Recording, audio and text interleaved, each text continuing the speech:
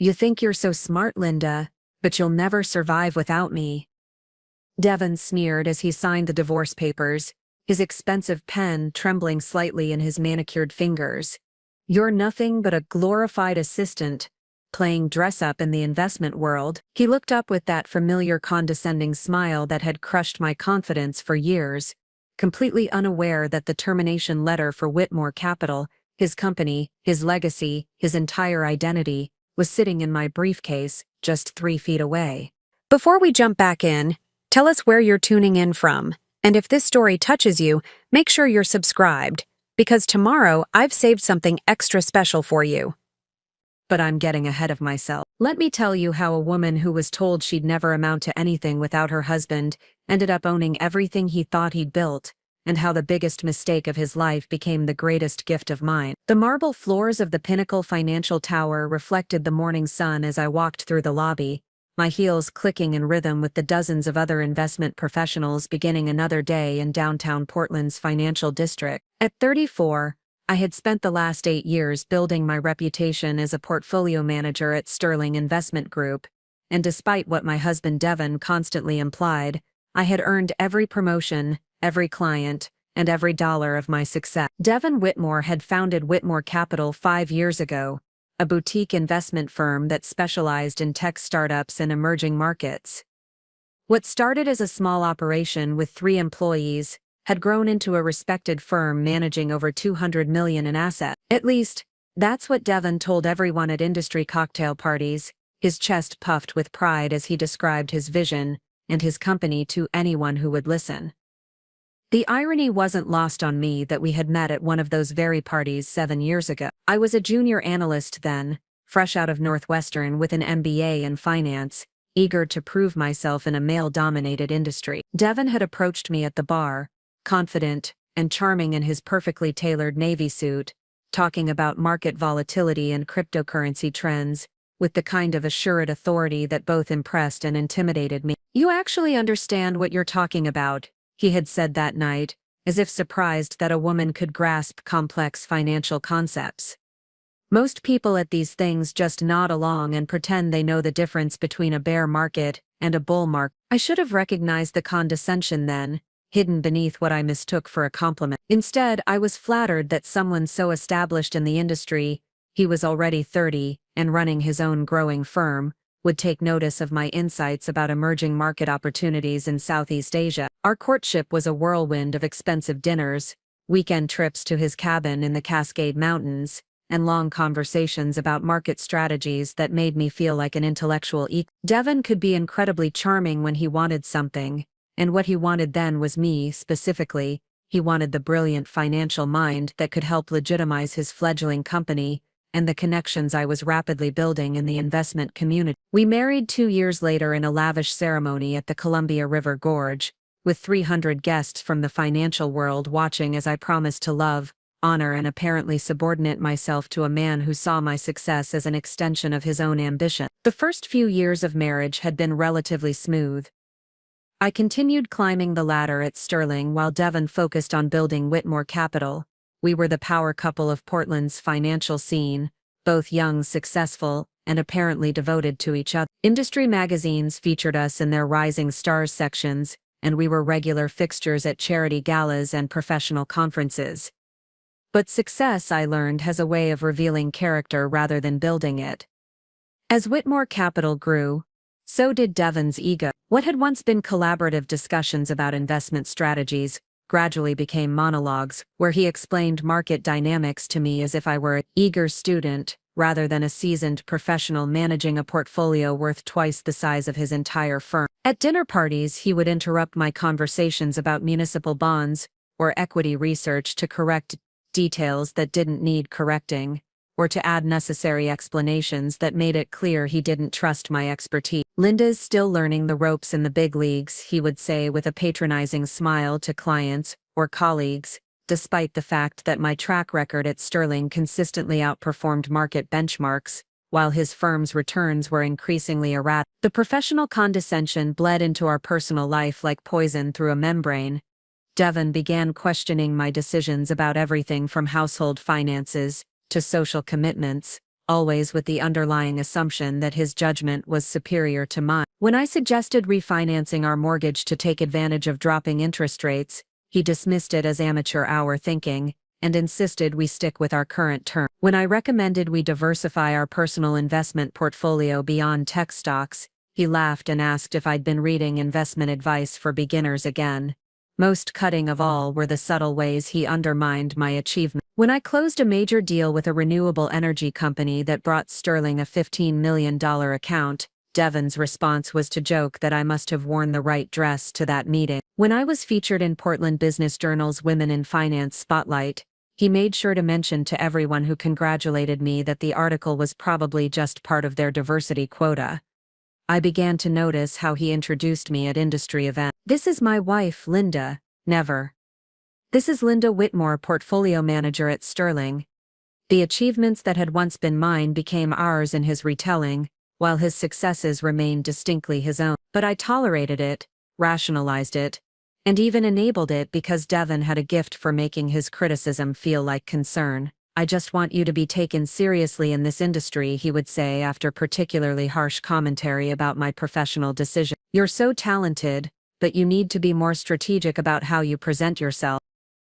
The worst part was that I started to believe him.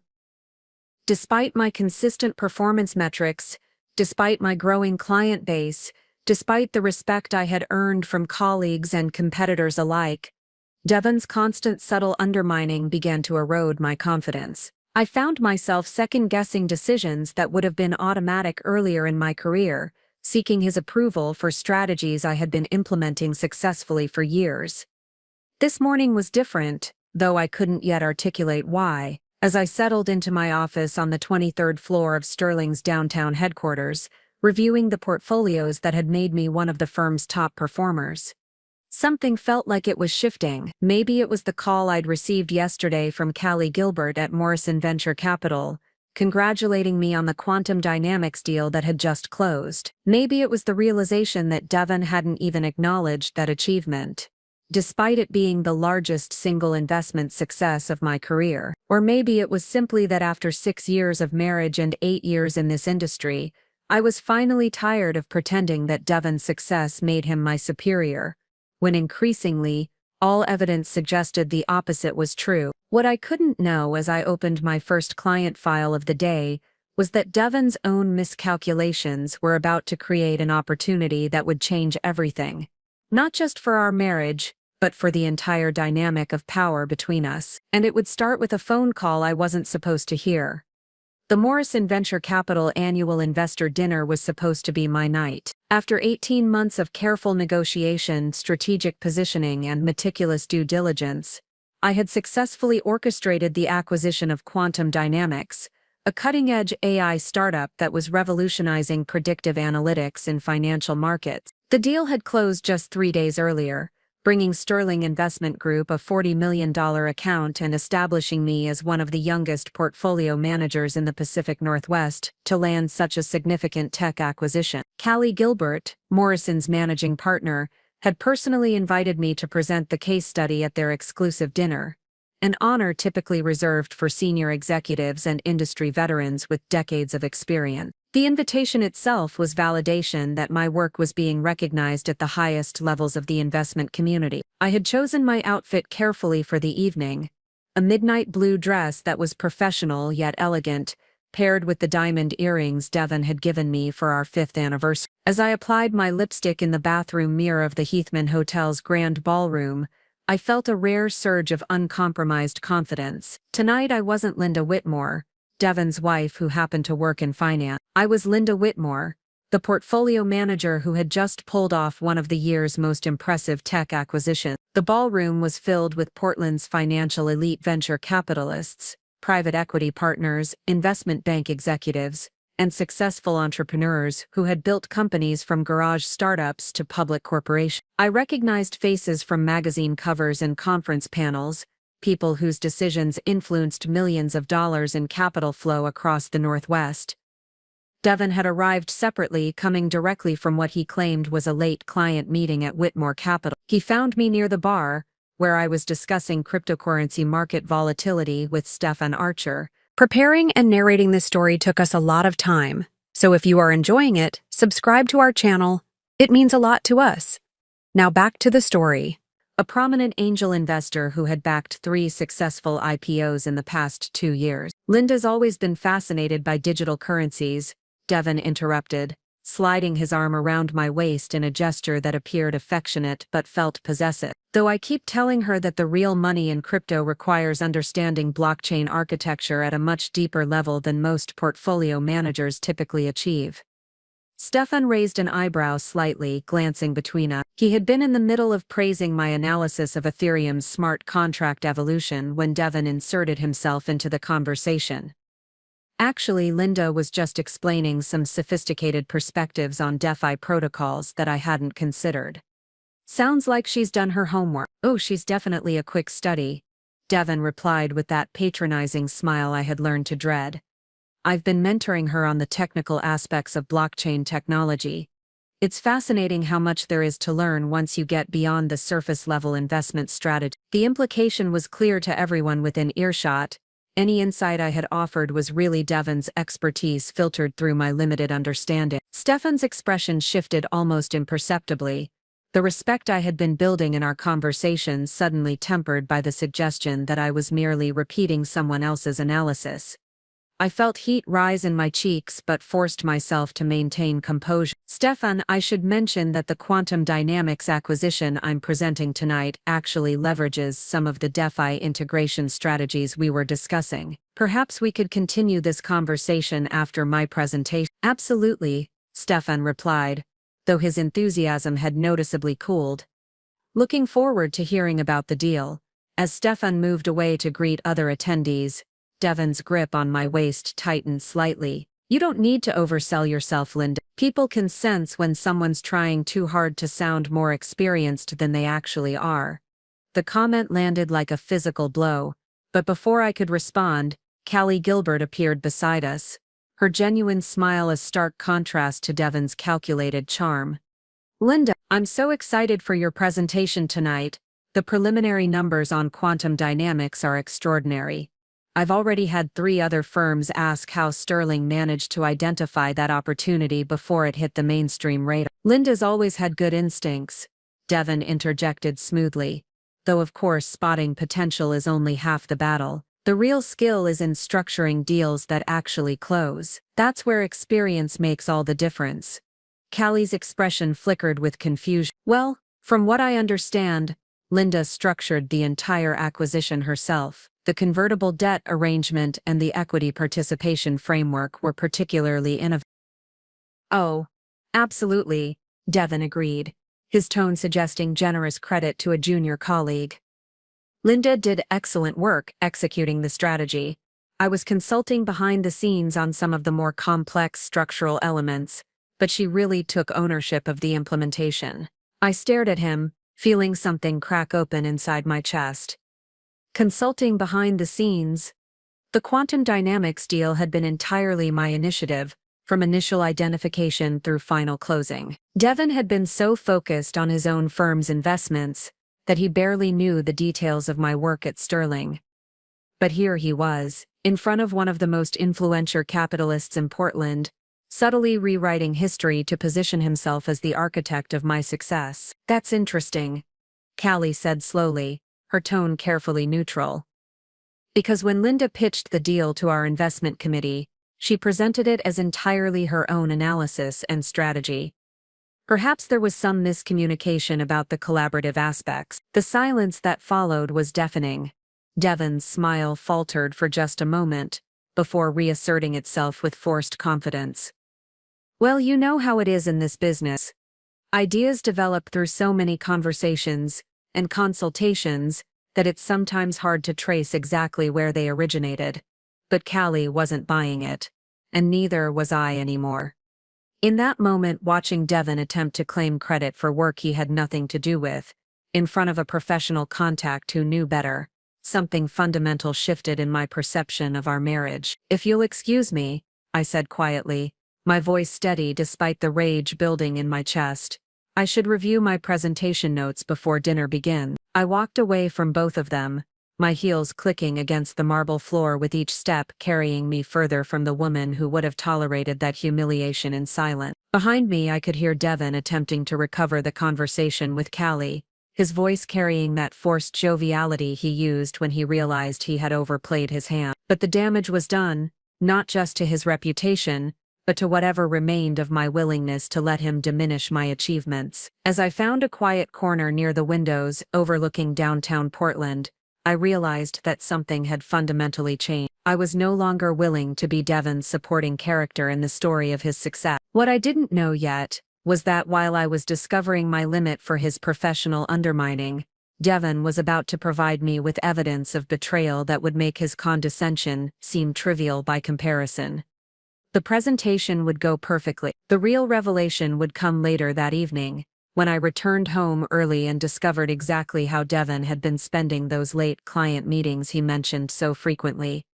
My presentation at the Morrison dinner had been flawless. Standing before Portland's financial elite, I had walked them through the quantum dynamics acquisition with the confidence and expertise that Devon's earlier undermining had temporarily shaken, but couldn't ultimately destroy. The questions afterward were sharp and insightful, the kind that recognized me as a peer rather than questioning my credentials. Callie Gilbert had pulled me aside as the evening wound down to discuss potential collaboration opportunities between Morrison and Sterling, the kind of high-level partnership discussions that could define the next phase of my career. I should have felt triumphant as I drove home through the quiet streets of Northwest Portland. Instead, Devon's behavior at the dinner sat in my stomach like spoiled wine, leaving a bitter taste that even professional validation couldn't wash away. His attempt to claim credit for my work hadn't just been embarrassing, it had been revealing. The man I had married, the man I had believed was my partner in building a life together, saw my achievements as raw materials for constructing his own reputation. Our house in the Pearl District was dark when I pulled into the driveway at 10:30, much earlier than I had originally planned. The dinner had concluded with coffee and networking, but after Devon's performance, I had lost my appetite for industry small talk. All I wanted was to get home, process what had happened, and figure out how to address the growing chasm between us.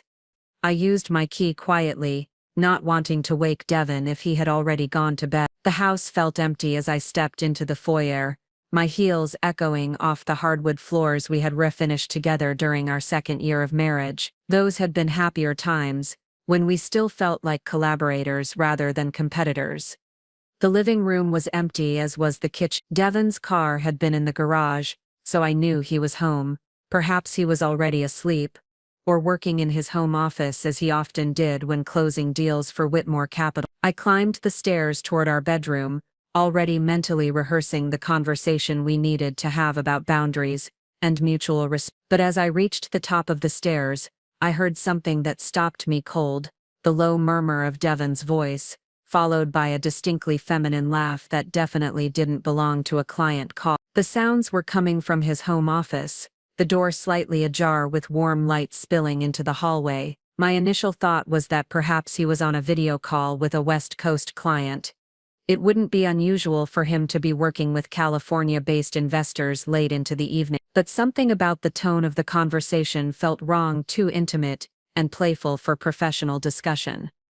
I moved closer to the door, my heart beginning to race as the reality of what I might discover started to crystallize. Through the crack in the door I could see Devon sitting at his desk, but he wasn't looking at his computer screen, he was looking down at his phone, clearly engaged in a video call that had nothing to do with business. "I miss you too," I heard him say, his voice carrying the kind of tender affection that he hadn't directed toward me in months.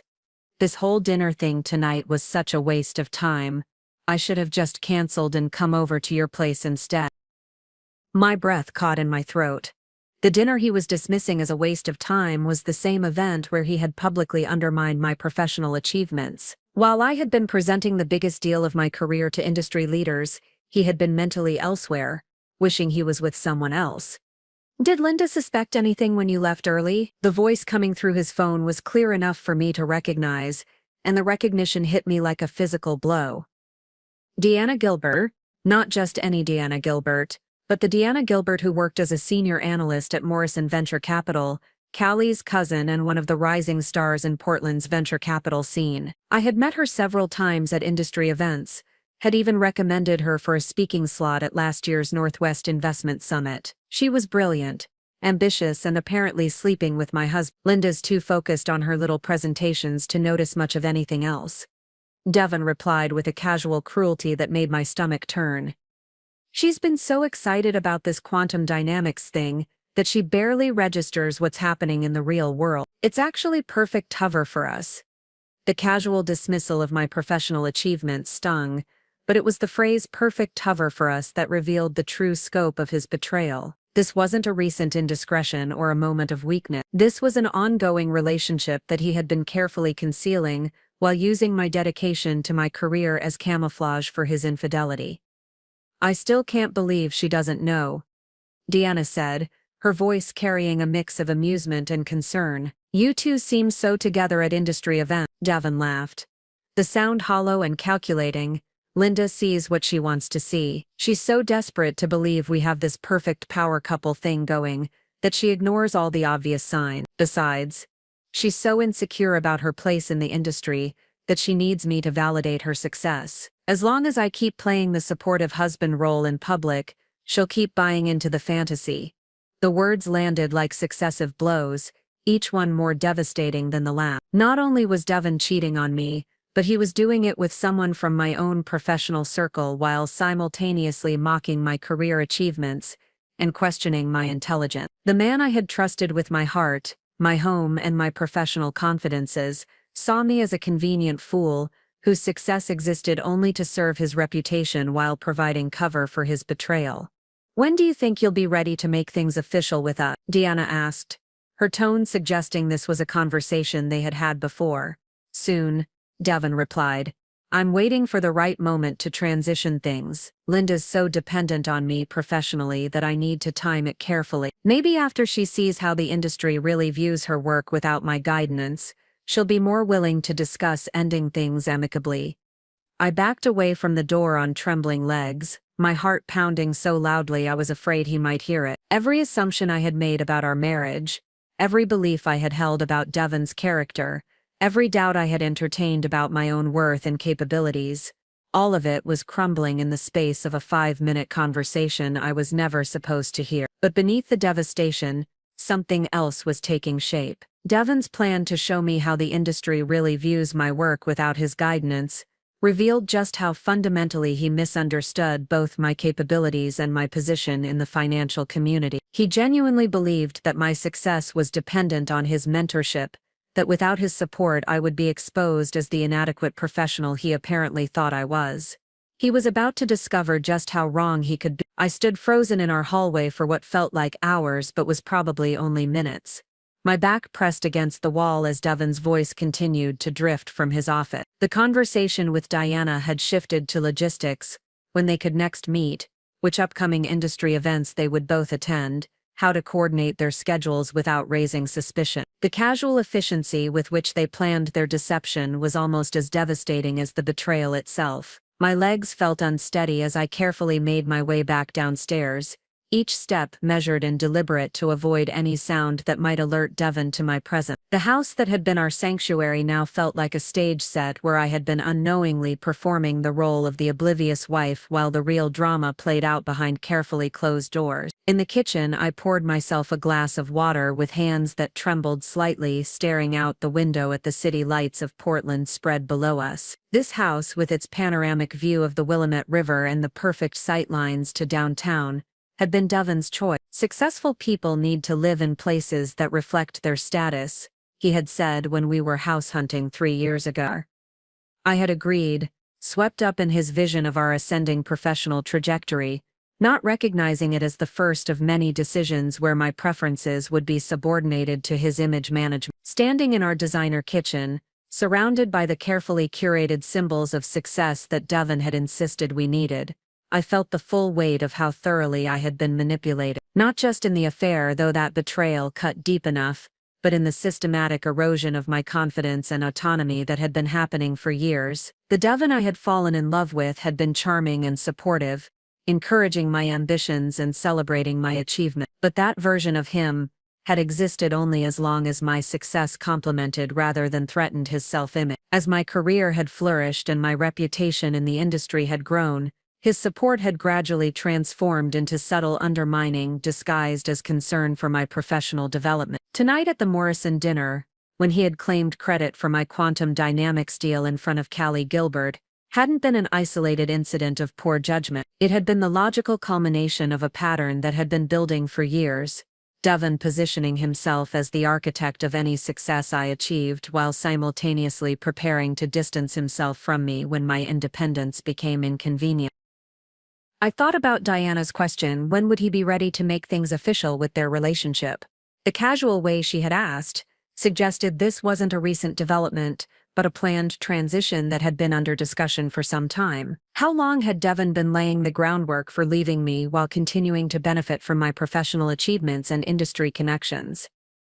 The most insidious part was his conviction that I was too dependent on him professionally to recognize his deception or challenge his authority. In his mind, I was so insecure about my place in the industry that I would continue accepting his public diminishment of my work rather than risk losing his validation. He genuinely believed that without his guidance and support, I would be exposed as inadequate and fail to maintain my position at Sterling. But as I stood in our kitchen processing the magnitude of his miscalculation, something crystallized that felt like clarity cutting through fog. Devon's assessment of my professional standing was not just wrong, it was laughably outdated. The portfolio I managed at Sterling had consistently outperformed market benchmarks for 3 consecutive years. The quantum dynamics acquisition had been entirely my initiative, from identification through closing, and it represented the kind of forward-thinking investment strategy that was earning recognition throughout the Northwest financial community. The industry didn't see me as Devon's protégé, or as someone who needed his guidance to succeed. If anything, recent conversations with colleagues and competitors suggested that many people in our professional circle viewed Devon as the lesser talent in our marriage, someone who had achieved moderate success through timing and connections rather than exceptional skill.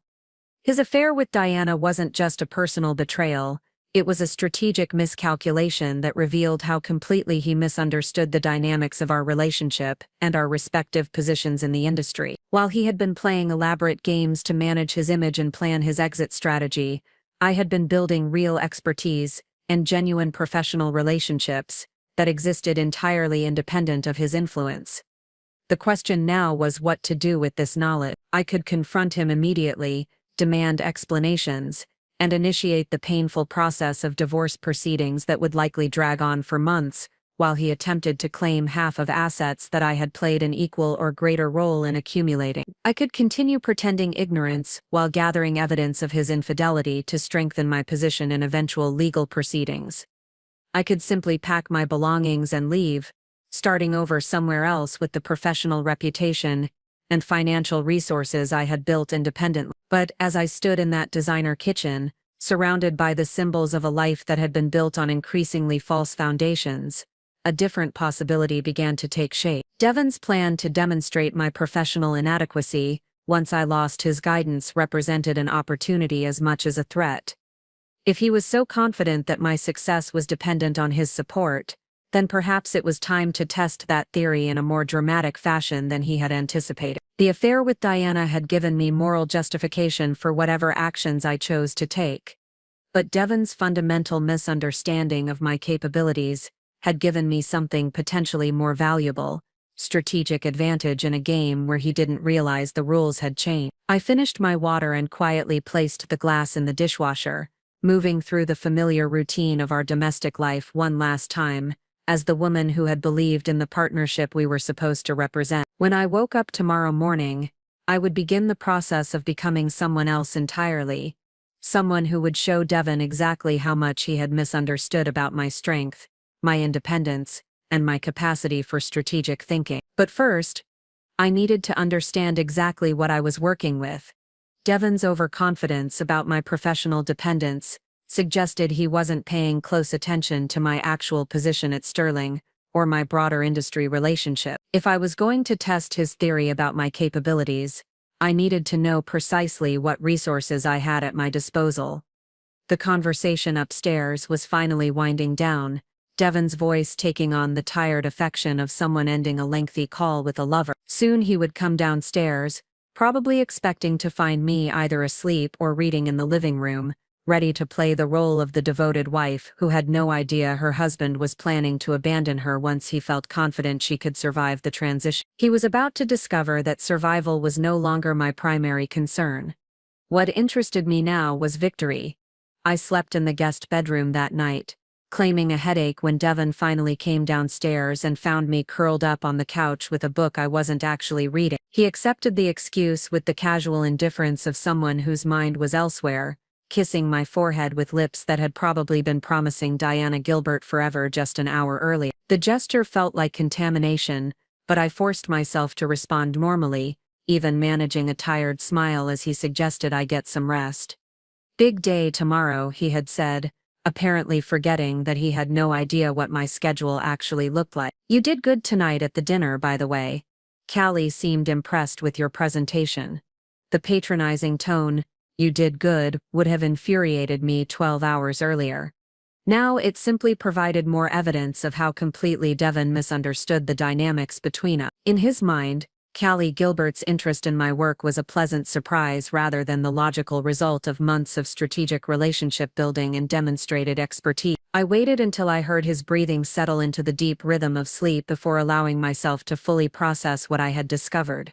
The affair was devastating on a personal level, but professionally it represented something more complex. Diana Gilbert wasn't just any woman, she was a rising star at Morrison Venture Capital, one of Portland's most influential investment firms. Her relationship with Devon created potential conflicts of interest that could damage both their careers if exposed improperly, but it also suggested opportunities I was only beginning to understand. The next morning, I arrived at Sterling Investment Group 2 hours early, using my keycard to access the building before most of the support staff had arrived. The 23rd floor was eerily quiet, my footsteps echoing in the empty corridors as I made my way to my office overlooking Pioneer Square. The early morning light streaming through the floor-to-ceiling windows illuminated the awards and certificates on my walls, recognition that I had earned through my own merit. Despite Devon's constant implications to the contrary, I spent the first hour reviewing my portfolio performance in detail, documenting the specific returns and strategic decisions that had built my reputation at Sterling. The numbers told a story that contradicted everything Devon had been suggesting about my capabilities. Over the past 3 years, my managed assets had grown from $80 million to nearly $200 million, with returns consistently exceeding both market benchmarks and the performance of comparable portfolios within the firm. More importantly, I began to see patterns in my client relationships that Devon was completely unaware of. The renewable energy investments that had performed exceptionally well. The early identification of companies like Quantum Dynamics that represented emerging trends in artificial intelligence and machine learning. The careful diversification strategies that had protected my clients during market downturns while positioning them for recovery. As I pulled together this comprehensive review, a more complete picture began to emerge of my actual position within the industry. Devon saw my work as derivative of his guidance, but the evidence suggested something entirely different. I hadn't been following his strategic direction, I had been developing my own investment philosophy that was increasingly recognized as innovative and effective. The realization prompted me to dig deeper into information I had never bothered to research while I was focused on my day-to-day responsibilities. Using the financial databases Sterling subscribed to, I began investigating Whitmore Capital's actual performance over the past 2 years. Devon was always vague about specific numbers when discussing his firm's returns, and I had never pressed for details, assuming his success was obvious from the firm's growth and his confident presentation at industry events. What I discovered was shocking. Whitmore Capital's returns for the past 18 months were not just below market averages, they were catastrophically poor. Devon's firm had lost money in 11 of the previous 18 months, with particularly devastating losses in cryptocurrency investments and biotech startups that he had apparently bet too heavily on during market peak. The financial documents painted a picture of a firm that was struggling to maintain operations, despite managing what Devon claimed was over $200 million in assets. Client withdrawals had accelerated over the past 6 months, with several major investors pulling their money to invest with more stable firms. Two of Whitmore Capital's junior analysts had left for positions with competitors, taking institutional knowledge and client relationships with them. Most alarming of all was evidence of increasingly desperate investment strategies. Devon had been taking outsized positions in high-risk ventures, apparently trying to generate the dramatic returns necessary to compensate for earlier losses and retain fleeing clients. The portfolio showed clear signs of someone who was gambling rather than investing, making emotional decisions driven by the need to recover quickly rather than building sustainable long-term value. I cross-referenced these findings with news reports and industry gossip, piecing together a more complete picture of Devon's professional situation. Whitmore Capital wasn't the thriving firm he presented at cocktail parties. It was a struggling business that was probably months away from either major restructuring or complete failure.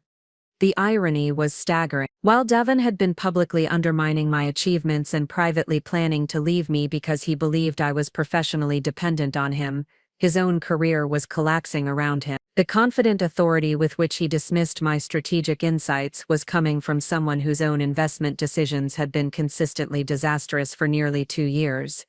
But what truly shocked me was discovering how completely I had been excluded from awareness of his struggle. Devon had been presenting our financial situation as stable and growing, frequently mentioning new clients and successful deals that apparently existed only in his imagination or were vastly overstated. The expensive dinners, the luxury vacations, the designer renovations to our house, all of it had been funded through increasingly precarious financial arrangements that I knew nothing about. I found evidence of a second mortgage on our house that had been secured 6 months earlier, credit lines that had been opened in both our names but used entirely for business expenses at Whitmore Capital, investment accounts that showed recent liquidations of assets we had supposedly been saving for retirement. Devon hadn't just been cheating on me emotionally and sexually, he had been systematically concealing a financial crisis that threatened everything we had built together, while simultaneously planning to abandon me once he felt confident I could survive without his guidance. The discovery shifted my entire understanding of our situation.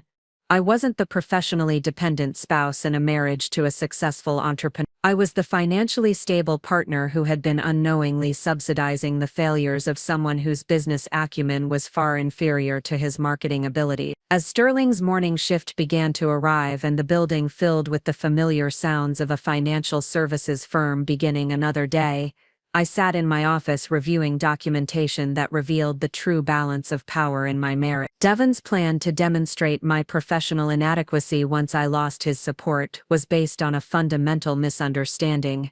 He was the one whose career was failing while mine was thriving independently of any connection to him. The question now was how to use this information to my advantage. The full magnitude of Devon's deception became clear over the following week, as I methodically investigated every aspect of our intertwined financial and professional lives. What had started as a discovery of marital infidelity had evolved into the uncovering of systematic fraud that extended far beyond personal betrayal into criminal territory.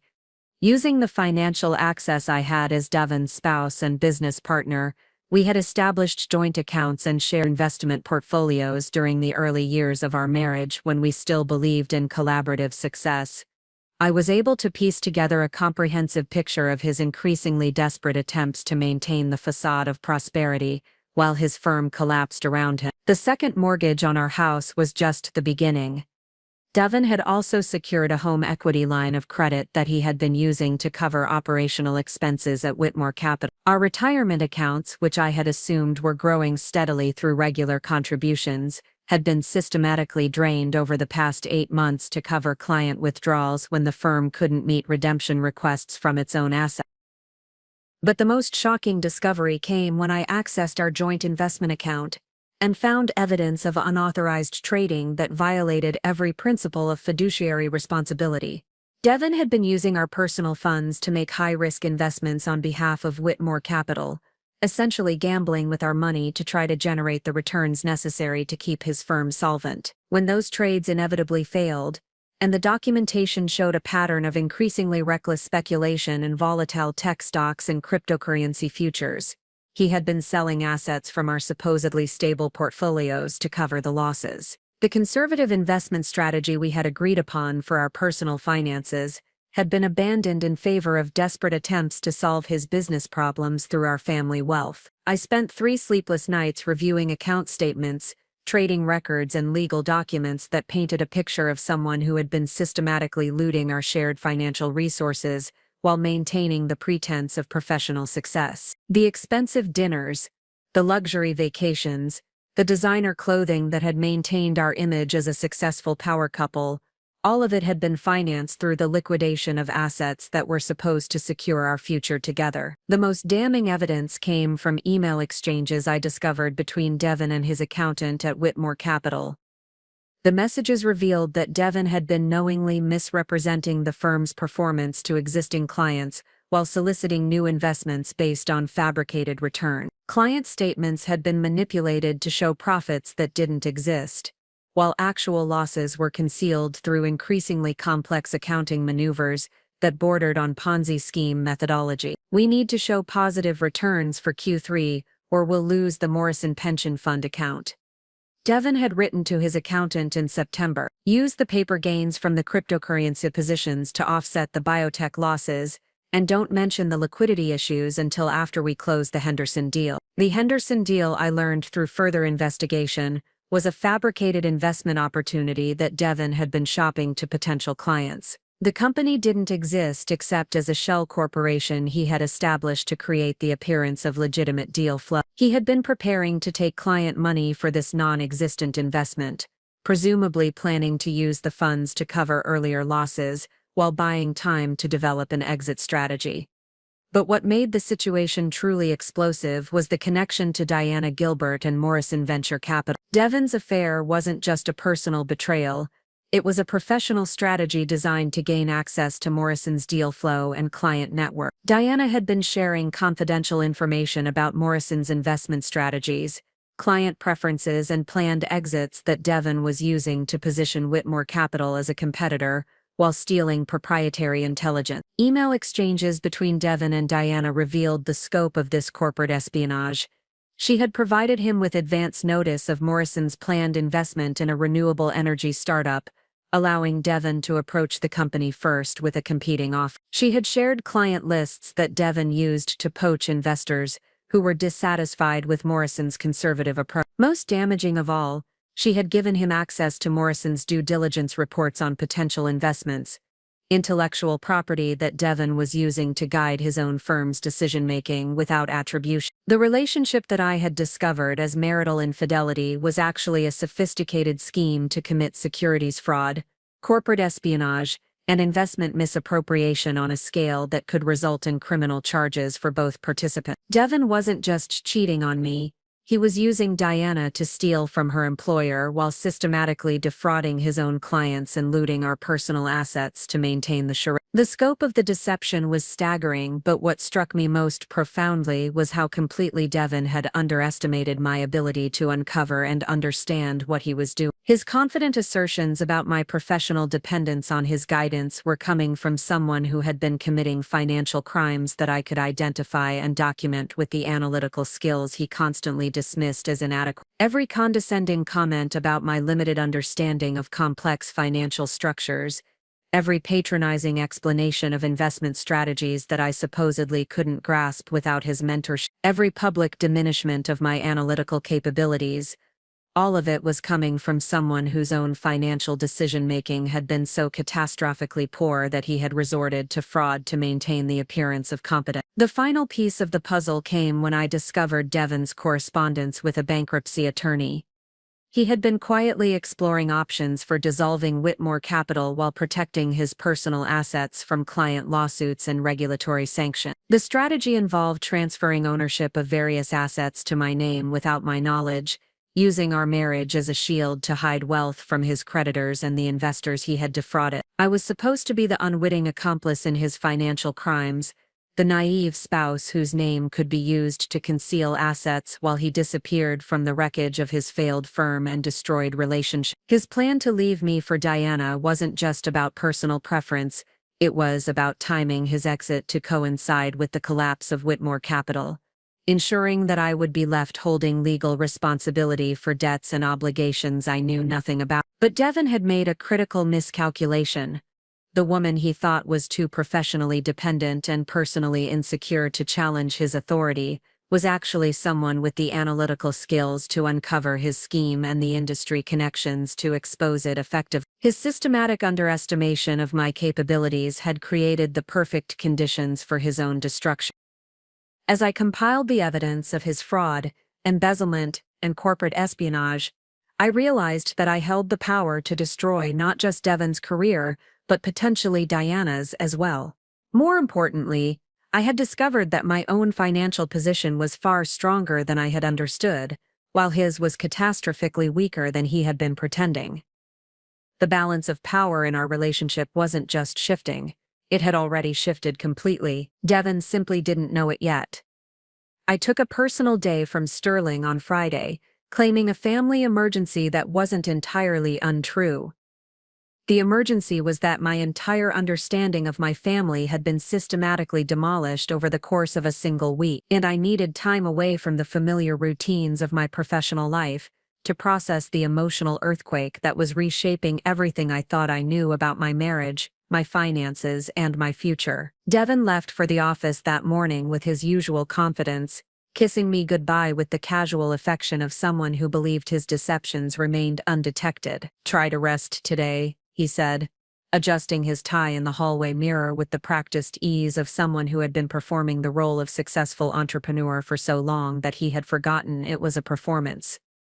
"You've been working too hard lately. Maybe we should plan a weekend getaway soon." The suggestion of a romantic retreat from the man who had been planning to leave me for his mistress while using our joint assets to cover his financial crimes was so absurd that I almost laughed. Instead, I smiled and promised to consider it, watching him drive away in the BMW that I now knew had been purchased with money stolen from our retirement accounts. Once I was alone in the house, the emotional weight of what I had discovered settled over me like a physical presence. I had been methodical and analytical during my investigation, approaching Devon's deception with the same systematic precision I used to evaluate investment opportunities. But with all the evidence compiled and the scope of his betrayal fully understood, I finally allowed myself to feel the human cost of his calculated manipulation.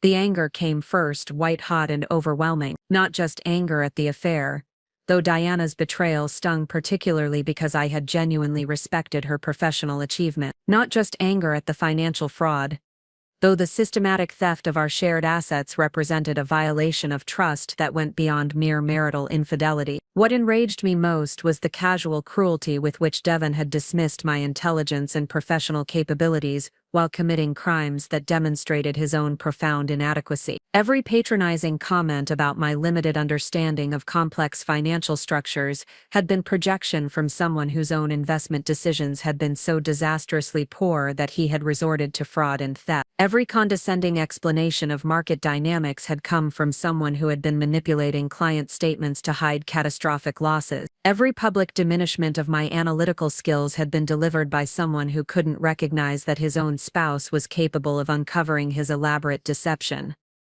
The psychological manipulation was almost worse than the financial theft. Devon had spent years systematically undermining my confidence in my own judgment, making me question my professional instincts and seek his validation for decisions I was perfectly capable of making independently. He had positioned himself as the authority on my worth and capabilities while his own career collapsed around him through a combination of incompetence and criminal behavior. But beneath the anger, something else was taking shape, a cold, clarifying determination that surprised me with its intensity. The woman who had entered this marriage 7 years ago, eager to please and seeking external validation, might have been devastated by these revelations. She might have confronted Devon emotionally, demanded explanations, and allowed him to manipulate her into believing that somehow his betrayal was partially her fault. I was no longer that woman. The professional success I had achieved at Sterling, the industry relationships I had built, the investment strategies I had developed, all of it existed entirely independent of Devon's influence or support. His systematic attempts to undermine my confidence had failed to change the objective reality of my capabilities and achievements. If anything, succeeding despite his subtle sabotage had made me stronger and more self-reliant than I would have been with genuine support. I spent the afternoon walking through Portland's Lansu Chinese garden, seeking clarity among the carefully designed landscapes that had been created to inspire contemplation and reflection. The garden's philosophy emphasized harmony between opposing forces, but as I sat beside the artificial lake watching koi fish navigate their constructed environment, I realized that my situation required a different approach entirely. There would be no harmony with Devon, no reconciliation that could repair the fundamental violations of trust that defined our relationship. He had positioned our marriage as a zero-sum competition where my success diminished his authority, and he had chosen to respond through deception, theft, and betrayal. The time for seeking balance or mutual understanding had passed, but what kind of response was appropriate for someone who had committed crimes against both me personally and his clients professionally?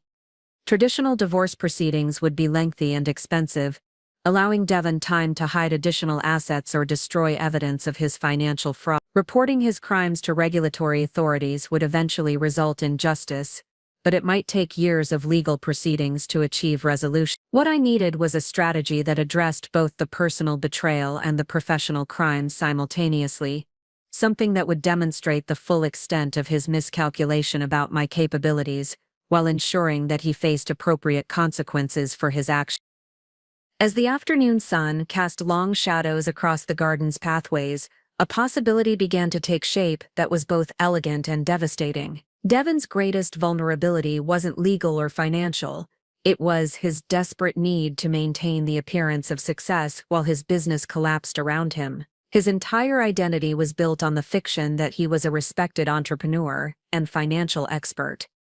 Despite mounting evidence to the contrary, what if I could use his own strategy against him? What if I could manipulate the public narrative of our relationship and his professional standing with the same calculated precision he had used to deceive me and his clients? The idea that was forming required careful planning and perfect execution, but it would address every aspect of his betrayal, while demonstrating that the woman he had dismissed as professionally dependent possessed capabilities he had never imagined. More importantly, it would ensure that justice was served not through the slow machinery of legal proceedings, but through the immediate and irreversible consequences of market forces and professional accountability.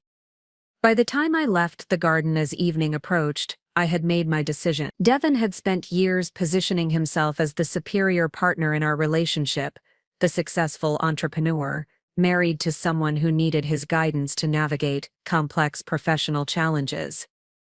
It was time to show him exactly how wrong he had been about everything. Monday morning brought an unexpected opportunity when Callie Gilbert called my direct line at Sterling just after 9 a.m. Her voice carried the kind of focused energy that signaled a significant business proposition rather than casual professional networking. "Linda, I hope you don't mind the direct approach, but I've been thinking about our conversation at the Morrison dinner last week," she began. "The quantum dynamics deal has been generating quite a bit of discussion among our investment committee. We're seeing some opportunities for collaboration that could benefit both Sterling and Morrison." The timing was almost too perfect. While Devon believed I was professionally dependent on his guidance, one of Portland's most influential capitalists was calling to discuss partnership opportunities based entirely on my independent work. I kept my voice carefully neutral, not wanting to seem overeager despite my growing excitement about what this conversation might reveal. "I'd be very interested in exploring potential collaboration. The quantum dynamics acquisition opened some interesting possibilities for expansion into adjacent AI markets that might align with Morrison's investment thesis." "Exactly what I was hoping to hear," Callie said. "Would you be available for lunch this week? I'd like to discuss some specific opportunities, and frankly, I'd appreciate your perspective on some trends we're seeing in the emerging tech sector." We arranged to meet Wednesday at Higgins Restaurant, a downtown establishment, popular with Portland's business community but discreet enough for sensitive discussion. As I hung up the phone, I realized that Callie's call represented more than just a business opportunity. It was validation that my professional reputation existed entirely independent of any connection to Devon or his struggling firm. But I needed more information about the broader industry perception of my work and capabilities. Over the next 2 days, I made strategic calls to colleagues and contacts throughout Portland's financial community, ostensibly seeking their perspectives on market trends, but actually gauging their assessment of my professional stand. The conversations were illuminating in ways I hadn't anticipated. Stephen Archer, the angel investor I had been speaking with at the Morrison dinner before Devon's interruption, was particularly candid when I called to follow up on our discussion about cryptocurrency market. "I have to say, Linda, your analysis of DeFi protocols was refreshing," he said. "Most portfolio managers in this market are still thinking about crypto as speculative assets, rather than fundamental infrastructure. Your husband seemed to have some different perspectives." The comment gave me an opening to probe further. "Devon and I sometimes approach these markets from different analytical frameworks," I said carefully. "What's your general impression of Whitmore Capital's positioning in the tech sector?" There was a slight pause before Stephen responded, and I could hear the diplomatic calculation in his voice. "Well, Devon certainly projects confidence about his firm's capability. Though I have to admit, some of the deals he's mentioned in recent conversations don't align with what I'm seeing in the actual market. Perhaps he's working with different information sources." The polite skepticism in Stephen's tone suggested that Devon's reputation in the investment community was more precarious than I had realized. Other conversations with industry contacts revealed similar patterns. Devon was known as someone who talked confidently about major deals and impressive returns, but few people had direct knowledge of Whitmore Capital's actual performance or client base. More significantly, several contacts mentioned their respect for my work at Sterling without any reference to Devon's influence or guidance. Marcus Webb, a senior partner at a competing investment firm, was particularly direct when I called to discuss potential collaboration on renewable energy investments. "Your track record on clean tech has been exceptional," he said. "We've been watching the Quantum Dynamics acquisition with interest. That kind of forward-thinking positioning is exactly what this market needs. Sterling is lucky to have someone with your analytical capability." The comment revealed something important. The industry viewed my success as a Sterling achievement rather than something connected to my marriage or Devon's mentorship. While he had been publicly claiming credit for my insights and strategic decisions, the broader financial community recognized my work as independently valuable. But the most enlightening conversation came from an unexpected source. Evelyn Archer, Stephen's sister and a managing director at Pacific Northwest Trust, called me directly Tuesday afternoon with what she described as a sensitive inquiry. "Linda, I hope you don't mind me reaching out, but I wanted to discuss something confidentially," she began. "We've been approached by someone representing Whitmore Capital about potential partnership opportunities, and frankly, some of the financial projections we've been shown don't align with our independent market research." My pulse quickened as I realized she was describing Devon's desperate attempts to attract new capital for his failing firm.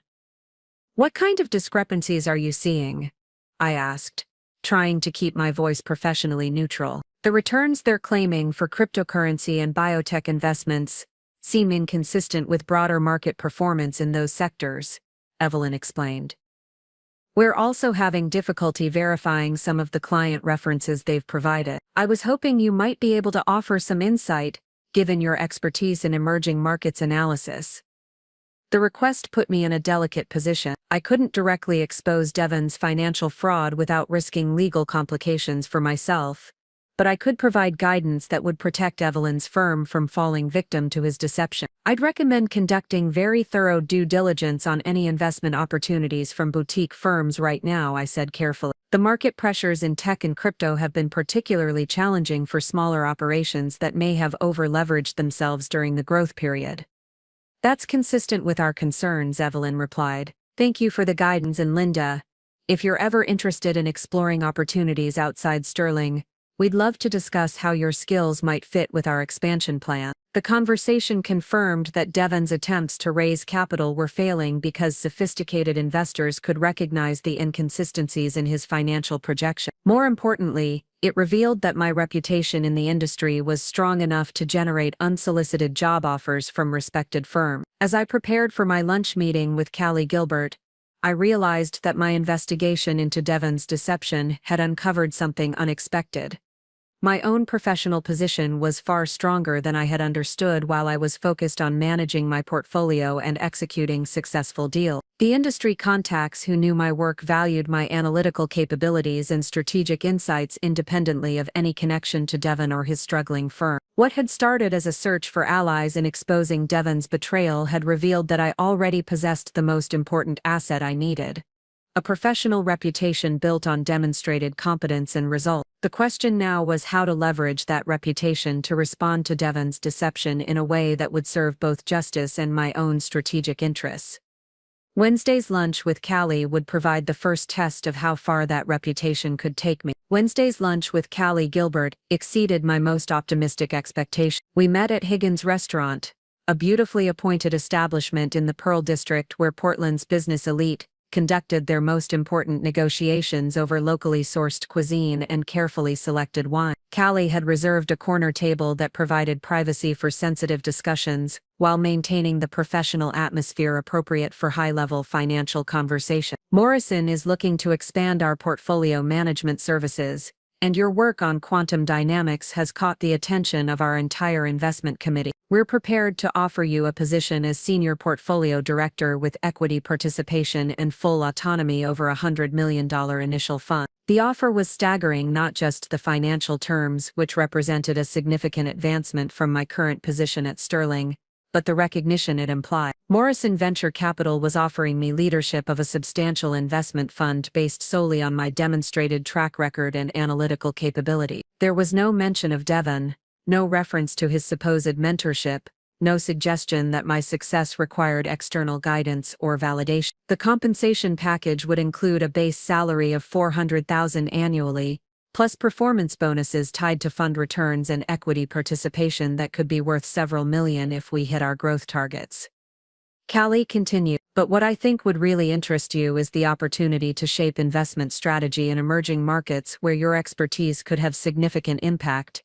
I managed to maintain professional composure while my mind raced through the implications of her offer. The financial independence it represented would eliminate any concern about my ability to survive Devon's betrayal. More importantly, it would provide me with institutional resources and industry credibility that could be crucial for the plans that were beginning to crystallize in my mind. Callie, I'm genuinely honored by the offer, I replied carefully. Morrison's reputation in the venture capital space is exceptional, and the opportunity to build something new would be exciting. Can I ask what timeline you're considering for this transition? We're hoping to have someone in place within the next 6 weeks, she said. The fund launch is scheduled for early next year, which would give you time to wrap up your commitments at Sterling and develop your strategic vision for the new portfolio. The timing was perfect for what I was beginning to plan. 6 weeks would provide sufficient time to gather the additional evidence I needed while positioning myself for maximum strategic advantage when I revealed Devon's deception. But I needed to understand one more crucial detail about Morrison's corporate structure and decision-making process. I assume this position would require approval from Morrison's full partnership, I said, given the scope of the investment authority involved. Callie smiled with the confidence of someone delivering good news. Actually, my cousin Diana sits on our investment committee, and she's been particularly supportive of bringing you on board. She mentioned that she's followed your work in the industry and believes you represent exactly the kind of innovative thinking Morrison needs. The irony was so profound that I almost choked on my wine.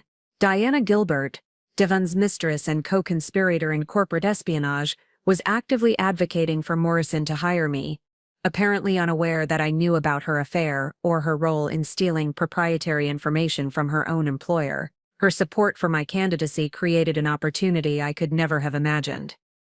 That's wonderful to hear, I managed to say. Diana's work at Morrison has been impressive. I'd look forward to collaborating with her. After lunch, I returned to Sterling with my mind racing through the strategic possibilities that Callie's offer had opened. Not only did I now have a concrete alternative to my current position that would provide financial security independent of Devon, but I had discovered that Diana was actively working to bring me into Morrison's organization, creating the perfect conditions for exposing her corporate espionage from within the very firm she was betraying. That evening, while Devon attended what he claimed was a client dinner but which I now suspected was another meeting with Diana, I used our home office to conduct a more systematic investigation of their collaborative deception. With access to Devon's computer and financial records, I was able to piece together a comprehensive timeline of information theft and securities fraud that painted an even more damaging picture than my initial discoveries. The email exchanges between Devon and Diana revealed the sophisticated nature of their scheme. Diana had been providing him with advance notice of Morrison's investment decisions, allowing Whitmore Capital to position competing offers or adjust its own portfolio to benefit from insider knowledge. She had shared confidential due diligence reports that Devon used to guide his firm's strategy without conducting his own research. Most damaging of all,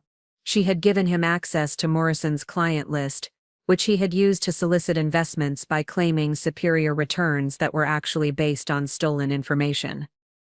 But what made their scheme particularly vulnerable was its documentary trail. Both Devon and Diana had been careless about operational security, conducting much of their communication through corporate email systems and leaving clear evidence of their coordination. Diana's position at Morrison gave her access to highly confidential information, but it also meant that her communications were subject to corporate monitoring and legal discovery if their activities were exposed. As I compiled this evidence, a comprehensive strategy began to take shape that would address every aspect of their betrayal while positioning me for maximum advantage. The plan required careful timing and perfect execution, but it would accomplish multiple objectives simultaneously: exposing their corporate espionage, revealing Devon's financial fraud, protecting Morrison from continued information theft, and demonstrating my own capabilities in the most dramatic way possible. The key insight was that Diana's advocacy for my hiring at Morrison created the perfect opportunity to expose their scheme from a position of strength rather than as an accusation from a betrayed spouse. If I accepted Morrison's offer, I would be in position to document their corporate espionage from within the organization they were betraying,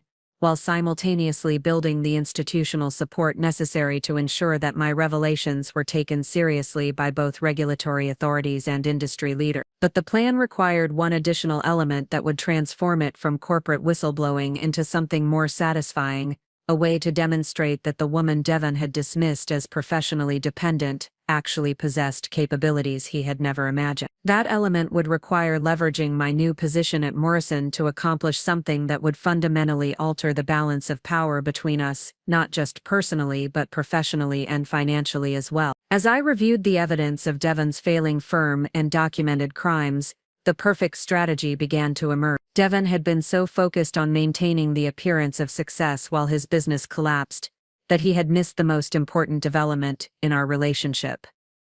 I was no longer the financially dependent spouse seeking his approval. I was becoming someone with the resources and institutional support necessary to acquire control of the very firm he was desperately trying to save. The plan that crystallized that evening would show Devon exactly how much he had underestimated my capabilities, while ensuring that justice was served for both his personal betrayal and his professional crime. The following 2 weeks required a performance that would have impressed professional actors. Each morning I woke up beside Devon and played the role of the devoted wife who remained blissfully unaware of his affair, his financial crimes, and his systematic undermining of my professional reputation. I made coffee while he showered, kissed him goodbye at the door, and even planned what I claimed was a surprise weekend getaway to celebrate our upcoming 7th anniversary. The psychological strain of maintaining this facade was extraordinary. Every casual lie Devon told about his whereabouts, every condescending comment about my work, every stolen moment he spent texting Diana while sitting across from me at dinner, all of it required a response of believable normalcy while my mind was actually focused on gathering the evidence necessary to destroy both their careers and expose their systematic betrayal. But the performance served a crucial strategic purpose. Devon's confidence in his deception was making him increasingly careless about operational security. He left his phone unlocked while showering, conducted video calls with Diana from his home office without checking if I was in the house, and even brought Morrison Venture Capital documents to our kitchen table while reviewing stolen intelligence that he didn't realize I could identify and photograph. During my regular workdays at Sterling, I maintained my usual professional excellence while secretly preparing for my transition to Morrison. I had accepted Callie's offer with appropriate enthusiasm, giving Sterling the standard 2 weeks' notice while privately coordinating with Morrison's legal team to ensure that my new position would provide access to the information necessary to document Diana's corporate espionage. The most delicate aspect of this double life was managing my interactions with Diana herself. Morrison's onboarding process required several meetings with existing investment committee members, including strategy sessions where Diana and I discussed portfolio allocation theories and market analysis frameworks. These conversations were surreal exercises in professional collaboration with someone who was actively betraying both her employer and stealing my husband. "I'm really excited about working together," Diana said during one particularly bizarre lunch meeting at Morrison's offices. "Your analytical approach to emerging markets could revolutionize how we think about tech sector investments." Devon mentioned that you'd been developing some interesting theories about cryptocurrency integration in traditional portfolios. The reference to Devon required every ounce of self-control I possessed. Not only was Diana sleeping with my husband, but she was using intelligence from their pillow talk to guide Morrison's investment strategy while claiming credit for insights that originated from conversations stolen from our marriage. The layered betrayal was breathtaking in its complexity and audacity. "Devon and I often discuss market trends," I replied with practiced neutrality. "Though I find that institutional investment decisions require more rigorous analysis than what's appropriate for casual conversation." The subtle dig was lost on Diana, who nodded enthusiastically while remaining completely unaware that her new colleague had discovered her affair and was systematically documenting her corporate espionage. Her confidence in the security of her deception was making her as careless as Devon about leaving evidence of their collaboration. Meanwhile, my investigation into Devon's financial crimes was revealing additional layers of fraud that extended beyond what I had initially discovered. Using the forensic accounting skills I had developed through my investment analysis work, I traced a pattern of client money manipulation that suggested Whitmore Capital was operating as an elaborate Ponzi scheme designed to maintain the appearance of profitability while Devon desperately searched for an exit strategy. Client statements had been systematically falsified to show profits that didn't exist. New investor money was being used to pay withdrawal requests from existing clients who believed they were receiving returns on successful investment. Most damning of all, Devon had been creating fictional investment opportunities, shell companies, and non-existent deals that allowed him to claim management fees and performance bonuses while the supposed investments disappeared into his personal account. The documentation of these crimes required careful coordination with financial databases and regulatory filings that I could access through my new position at Morrison. As a senior portfolio director with institutional research privileges, I could verify the non-existence of companies that Devon claimed to be investing in and cross-reference client statements with actual market performance data that revealed the scope of his deception. But perhaps the most valuable intelligence came from Diana's own carelessness about information security.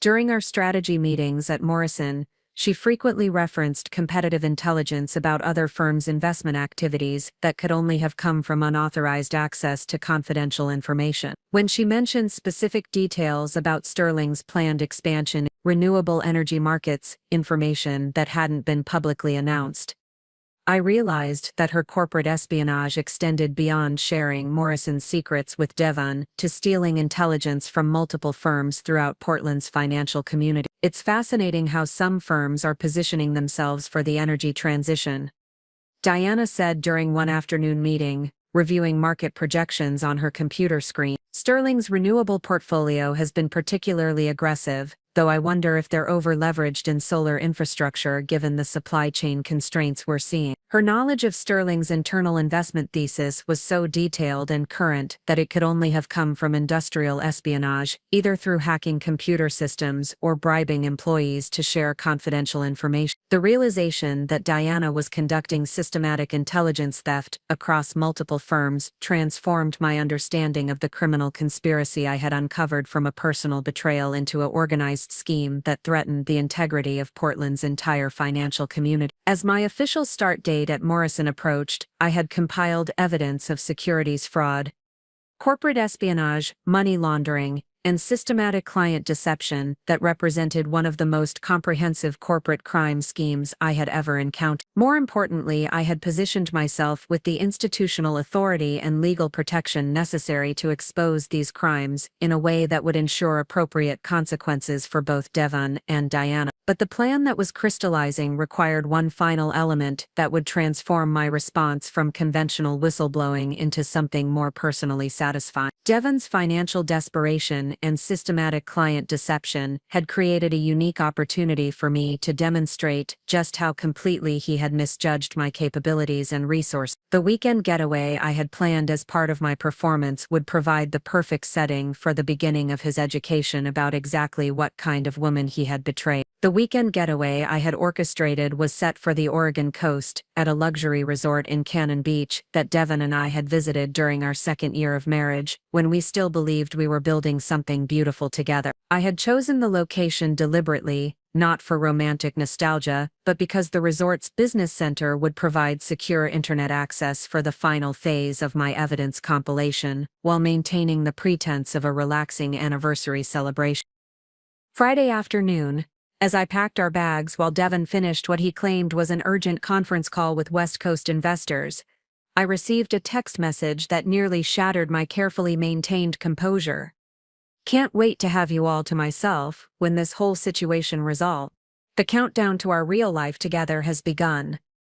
The message was ended for Diana, but Devon's careless contact management had sent it to me instead. The casual cruelty of referring to our 7-year marriage as a situation that needed to be resolved before he could begin his real life crystallized every doubt I had been suppressing about the moral implications of my planned response. For weeks I had been methodically gathering evidence and positioning myself for maximum strategic advantage, while maintaining the emotional distance necessary for effective planning. But seeing our marriage dismissed as an inconvenient obstacle to his authentic happiness brought the personal devastation crashing through my professional detachment like a dam bursting under pressure. I sat on our bed, surrounded by the clothes I was packing for what Devon believed would be a romantic weekend, and finally allowed myself to fully process the emotional reality of what I was planning to do. The evidence I had compiled would destroy both Devon's career and Diana's, potentially resulting in criminal charges and professional disgrace that would follow them for the rest of their lives. The financial consequences alone would be catastrophic: regulatory fines, civil lawsuits, and the complete collapse of any reputation they had built in Portland's financial community. Was I prepared to wield that level of destructive power? Did the satisfaction of revenge justify the systematic dismantling of two people's professional lives regardless of their crimes against me and their clients? The doubt that had been lurking beneath my strategic planning finally surfaced with full force. The woman I had been when I married Devon 7 years ago had believed in forgiveness, in working through relationship challenges, in assuming the best about people's motivations, even when their actions seemed hurtful. Had Devon's betrayal transformed me into someone I didn't recognize, someone capable of calculated destruction disguised as professional justice? My phone buzzed with another message, this one clearly intended for me.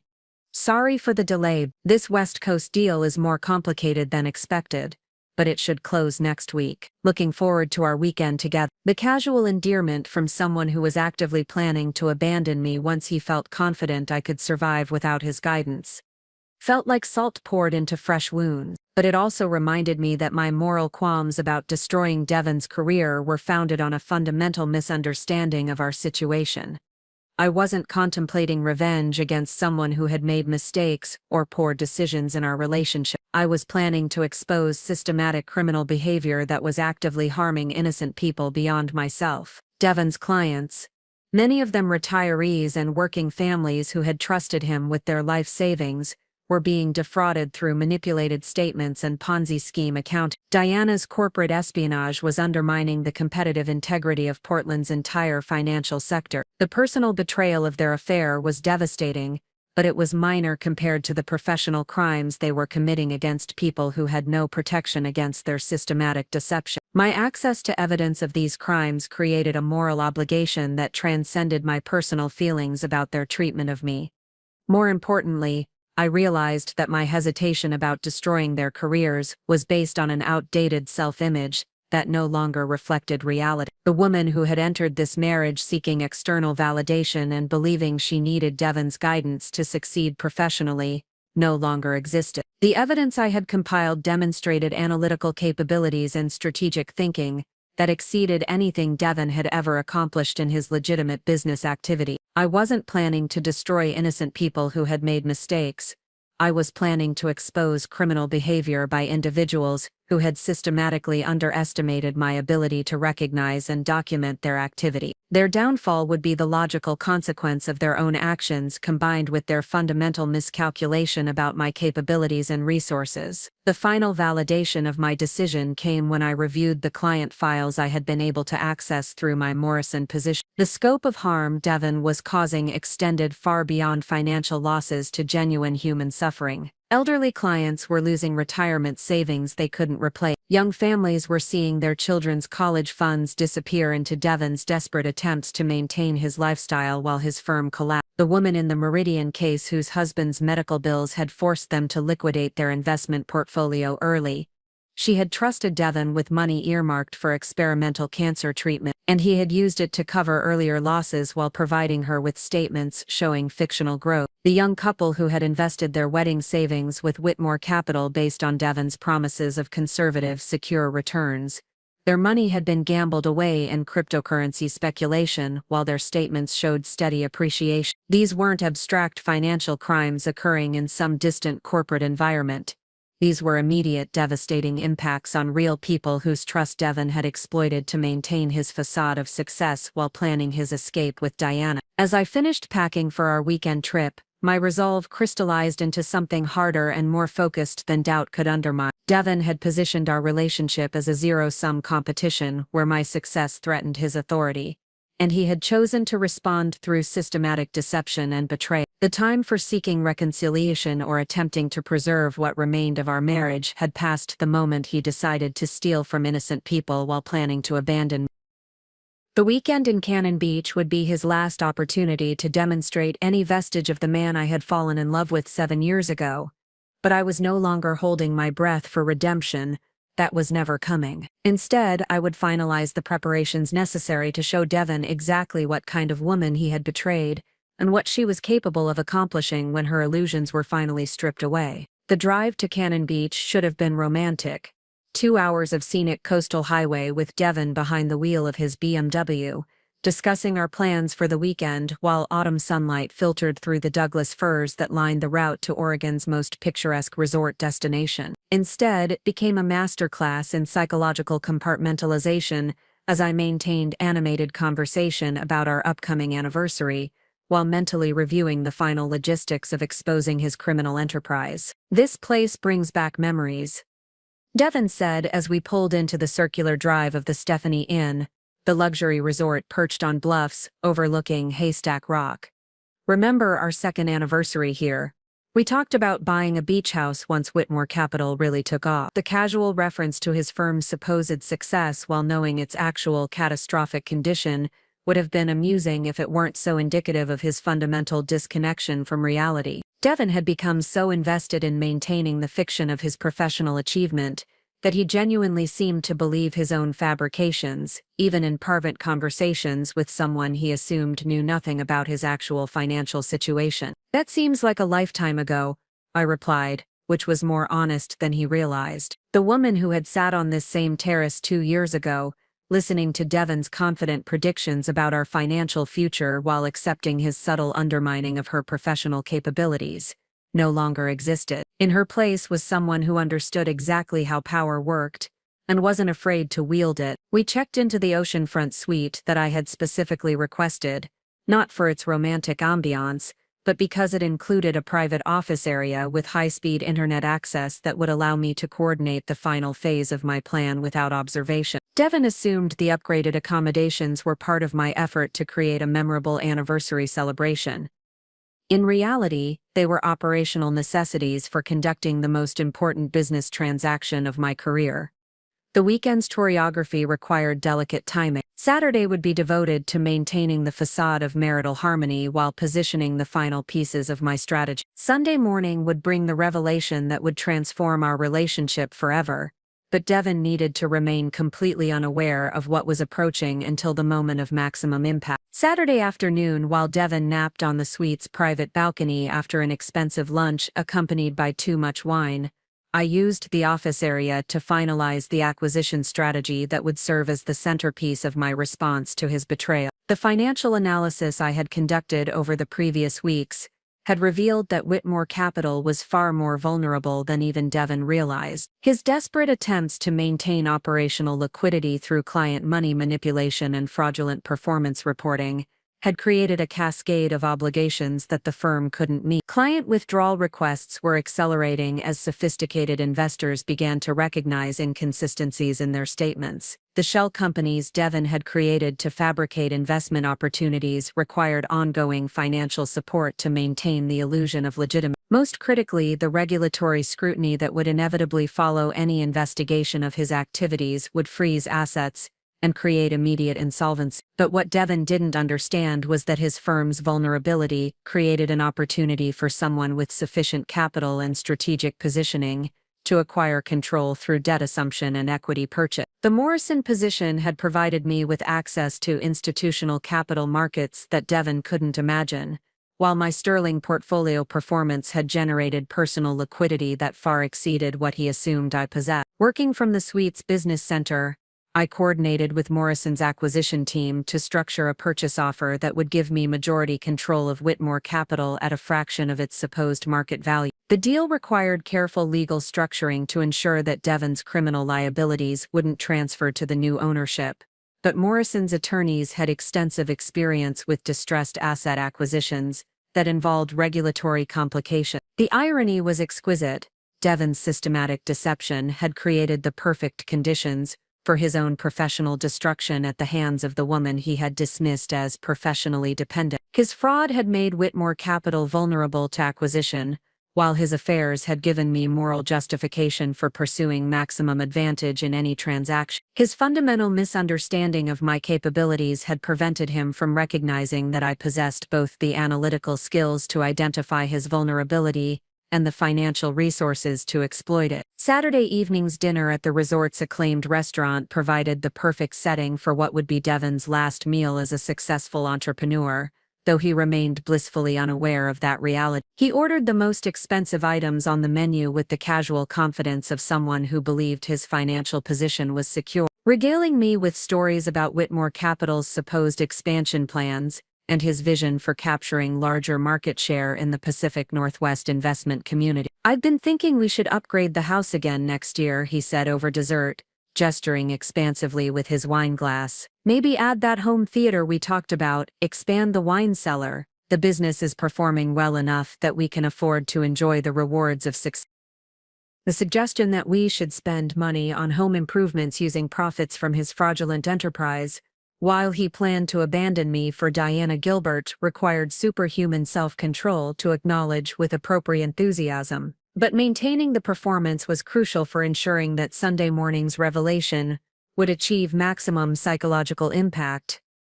"That sounds wonderful," I replied, raising my glass in a toast to his vision. "Here's to success and getting exactly what we deserve." Devon clinked his glass against mine with genuine pleasure, completely missing the double meaning in my words.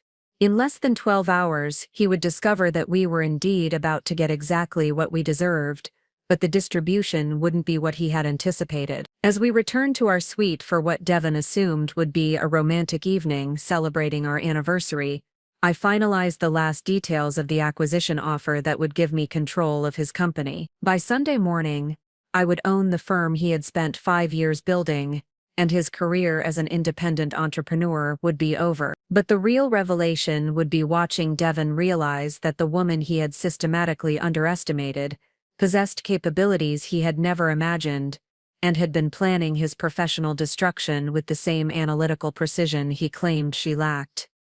The performance was almost over. Soon, it would be time to show Devon who Linda Whitmore really was. Sunday morning arrived with the kind of crystalline Pacific Northwest weather that made Oregon's coast legendary. Brilliant sunshine streaming through our suite's floor-to-ceiling windows, gentle waves rolling against the beach below, and a crisp autumn breeze that carried the scent of salt and cedar.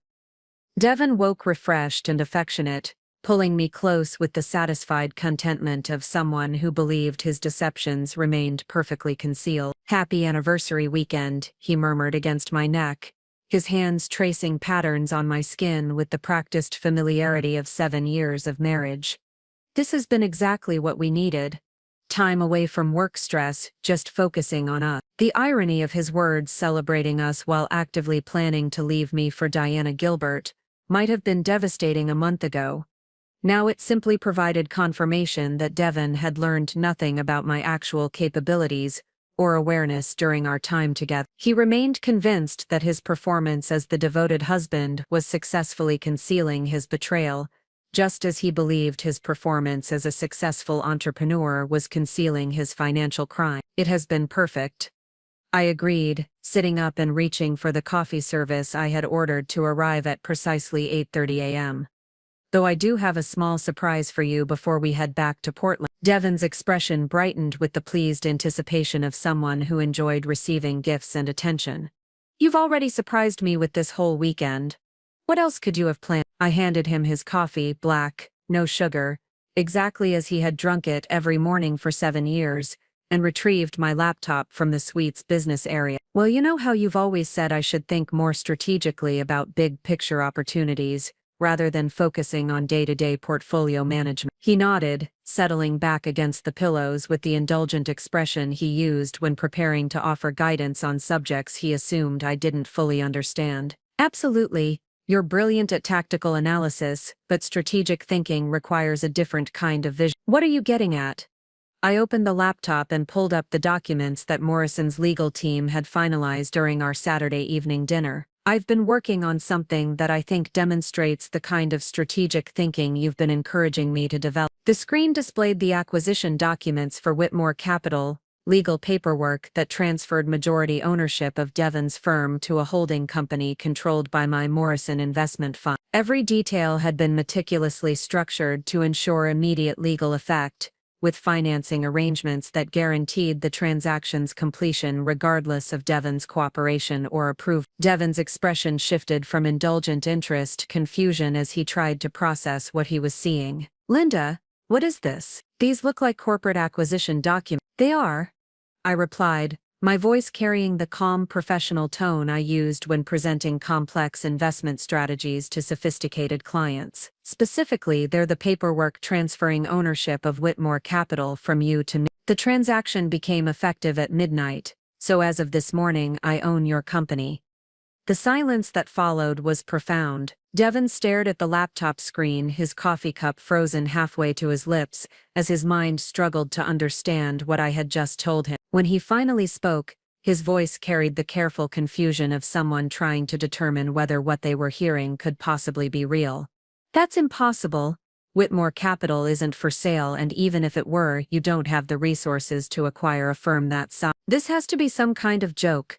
I turned the laptop toward him so he could read the financial details more clearly. "Actually, Devon, Whitmore Capital has been effectively for sale for months. Your client withdrawal requests, operational debt, and regulatory liabilities created a situation where the firm needed immediate capital injection to remain solvent. I simply provided that capital in exchange for controlling ownership." His face had gone pale as he scrolled through the documents, recognizing the legal terminology and financial structures that confirmed this wasn't an elaborate prank. "Where did you get this kind of money? Your sterling salary couldn't possibly support an acquisition of this scale." "You're right that my sterling salary wouldn't be sufficient," I agreed, "but my new position as senior portfolio director at Morrison Venture Capital provides access to institutional capital markets that you apparently weren't aware I could leverage." The acquisition was funded through a combination of Morrison resources and my personal investment portfolio.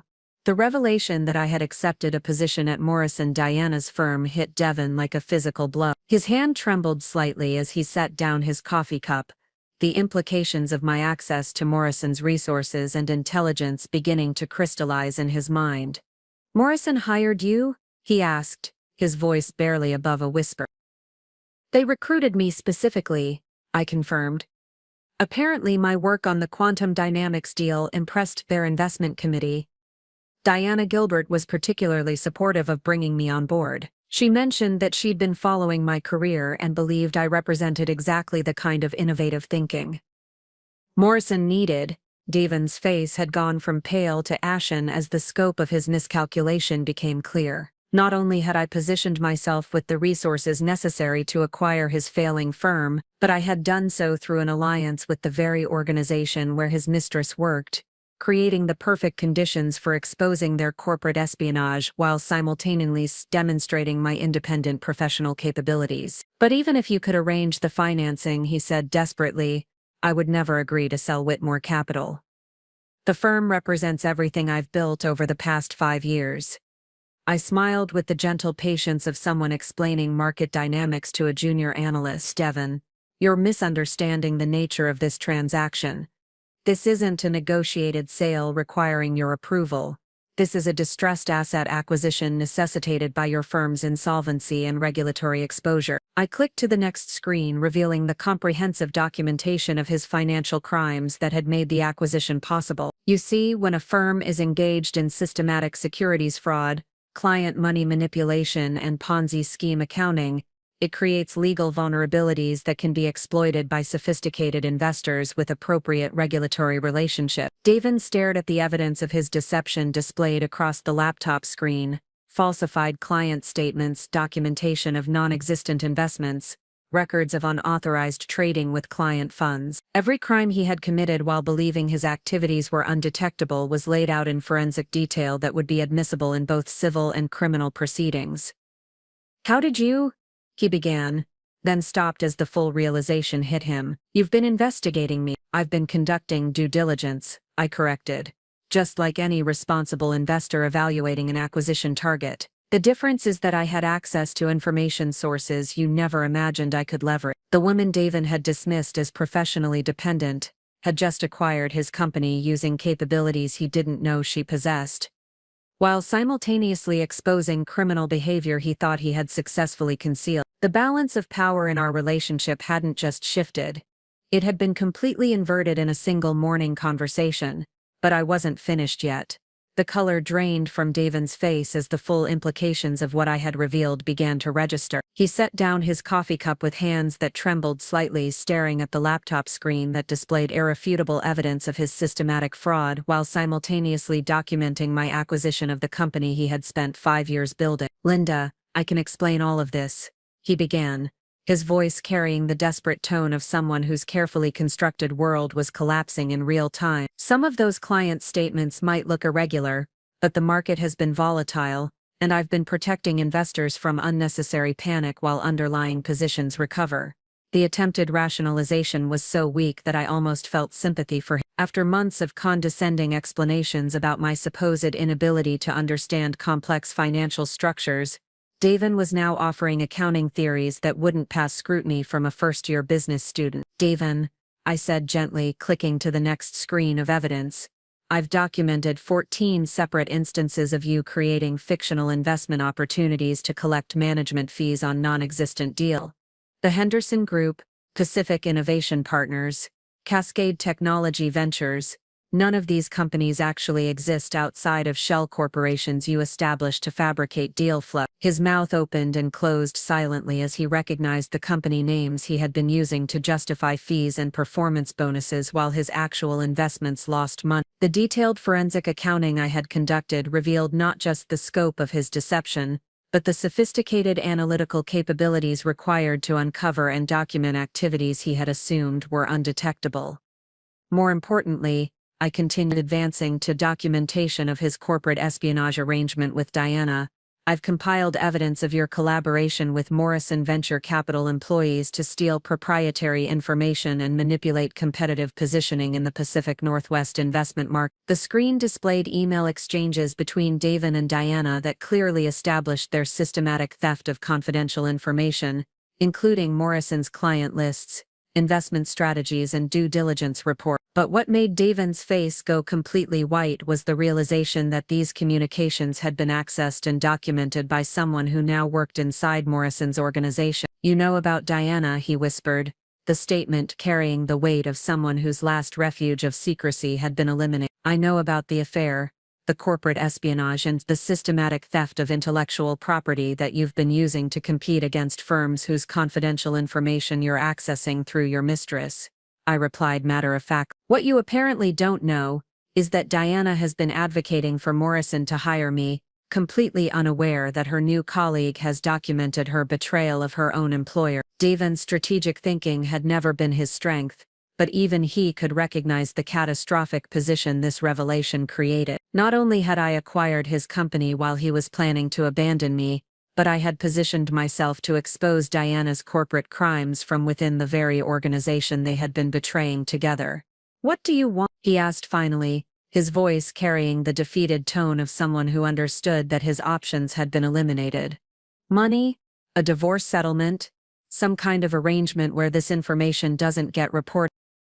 The question revealed how fundamentally he still misunderstood both my capabilities and my intentions.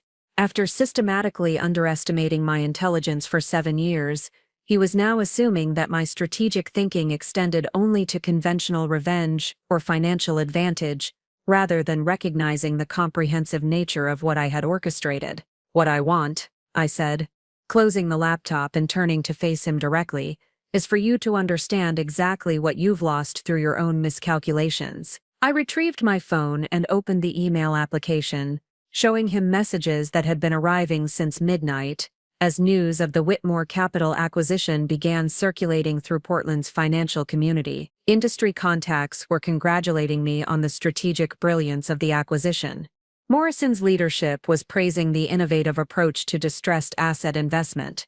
Even Sterling's management was expressing admiration for the career advancement the transaction represented. "The industry doesn't see this as a hostile takeover or aggressive business maneuver," I explained as Devon read the messages with growing horror. "They see it as a sophisticated investment strategy executed by someone with exceptional analytical capabilities and strategic vision. Your failure isn't being blamed on market conditions or bad luck. It's being attributed to fundamental incompetence that was exposed by superior business judgment." The professional humiliation was clearly more devastating to Devon than the personal betrayal of our marriage ending. His entire identity was built on the fiction that he was a successful entrepreneur whose business acumen deserved respect and admiration. Discovering that the industry viewed his failure as evidence of inadequacy, while celebrating my acquisition as demonstration of superior capabilities, was destroying the foundation of his self-concept. "But even more importantly," I continued, "you need to understand that this isn't the end of the consequences for your behavior. The evidence I've compiled of your securities fraud and systematic client deception has been provided to both the SEC and the Oregon Division of Financial Regulation. Diana's corporate espionage activities have been documented and will be reported to Morrison's leadership and appropriate law enforcement agencies." Devon's face had gone from white to gray as the full scope of his legal exposure became clear. "You're going to destroy both our careers over a marriage that wasn't working anyway." The question revealed his persistent inability to understand the moral dimensions of what he had done. In Devon's mind, the systematic fraud of his clients and the theft of proprietary information were merely personal relationship issues, rather than crimes that had harmed innocent people and violated fundamental principles of professional integrity. "I'm going to ensure that justice is served for crimes you committed while assuming that the woman you were betraying was too professionally inadequate to recognize or document your activities." I correct. "The fact that your business failure enables me to demonstrate capabilities you consistently underestimated is simply an additional benefit." My phone buzzed with an incoming call from Callie Gilbert. The timing was perfect for the final element of Devon's education about his miscalculation. "Excuse me," I said, answering the call on speaker. "Callie, good morning." "Linda, I hope I'm not interrupting your weekend, but I wanted to personally congratulate you on the Whitmore acquisition." Callie's voice filled the room with genuine enthusiasm. "The investment committee is amazed by the strategic vision and execution. Diana mentioned that she's particularly impressed by how you identified the opportunity and structured the transaction." Devon's expression as he heard his mistress praising my professional capabilities through the woman who was about to expose her crimes was a masterpiece of psychological devastation. The look of a man realizing that everyone he had underestimated possessed abilities he had never imagined, while everyone he had trusted was about to face consequences he hadn't anticipated. "Thank you, Callie," I replied, maintaining eye contact with Devon. "I'm looking forward to discussing how this acquisition demonstrates Morrison's commitment to innovative investment strategies when I return to the office tomorrow." As I ended the call, Devon sat in stunned silence, finally understanding that the woman he had dismissed as professionally dependent had orchestrated his complete professional destruction while positioning herself for unprecedented career advancement. The man who had told me I'd never survive without him was about to discover exactly what survival looked like when executed by someone whose capabilities he had never bothered to understand. 6 months later, I stood in the corner office on the 32nd floor of Morrison Venture Capital's downtown Portland headquarters, reviewing quarterly performance reports that exceeded even my most optimistic projections. The Whitmore Capital acquisition had been transformed from a failing firm engaged in systematic fraud into a specialized distressed asset division that had generated $47 million in returns during its first 6 months under new management. The view from my office encompassed the same city skyline I had gazed at from our Pearl District home during those final weeks of my marriage, but the perspective was entirely different now. Where I had once seen a landscape of professional limitation and personal dependence, I now saw a market full of opportunities that I was uniquely positioned to identify and capitalize upon. The transformation hadn't been without challenge. The regulatory investigations triggered by my evidence compilation had resulted in criminal charges against Devon for securities fraud, client money manipulation, and systematic misrepresentation of investment performance. He had ultimately plea bargained to a 5-year prison sentence and permanent prohibition from working in financial services, while agreeing to cooperate with prosecutors in exchange for avoiding additional money laundering charges. Diana's fate had been equally dramatic. Her corporate espionage activities had resulted in immediate termination from Morrison, criminal charges for theft of proprietary information, and civil lawsuits from multiple firms whose confidential data she had stolen. The professional disgrace had effectively ended her career in venture capital, while the legal fees and settlement obligations had consumed most of her personal assets. But the most satisfying aspect of their downfall hadn't been the criminal consequences or financial penalties. It had been watching them realize that their systematic underestimation of my capabilities had created the perfect conditions for their own destruction. Devon's condescending assumptions about my professional dependence had prevented him from recognizing that I possessed both the analytical skills to uncover his crimes and the institutional resources to acquire his company. Diana's casual confidence in her deception had made her careless about operational security when dealing with someone she assumed was no threat to her schemes. The industry's response to the scandal had been swift and decisive. Portland's financial community had rallied around the narrative of sophisticated fraud being exposed by exceptional analytical work, with my role in uncovering the systematic deception becoming a case study in due diligence excellence that was taught at business schools throughout the Pacific Northwest. More importantly, the professional relationships I had built during my investigation had evolved into ongoing partnerships that were reshaping my career in ways I could never have imagined while seeking Devon's validation. The Morrison position had provided a platform for developing investment strategies that combined traditional venture capital approaches with the forensic accounting skills I had refined while documenting corporate fraud. My personal life had undergone an equally dramatic transformation. The divorce proceedings had been remarkably straightforward once Devon's criminal exposure became clear.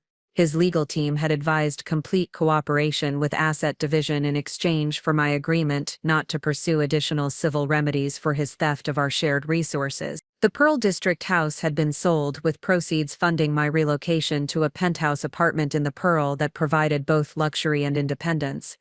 But the most profound change had been internal. The woman who had entered that marriage 7 years ago, seeking external validation and accepting condescending guidance from someone whose actual capabilities were inferior to her own, had been replaced by someone who understood power dynamics with crystalline clarity. The professional confidence that had been gradually eroded by Devon's systematic undermining had been rebuilt on the foundation of demonstrated competence and measurable results. The afternoon brought a familiar ritual, my weekly lunch with Callie Gilbert to discuss Morrison's strategic direction and my role in shaping the firm's expansion into new markets. These conversations had evolved from supervisor-employee check-ins into genuine strategic partnerships where my insights about distressed asset opportunities were helping to position Morrison as the Pacific Northwest's most innovative venture capital firm. The Quantum Dynamics follow-up investment is performing even better than projected, Callie said as we reviewed portfolio reports over coffee at our usual downtown restaurant. Your analysis of AI integration in financial services has been remarkably prescient. The industry is finally catching up to strategies you identified months ago.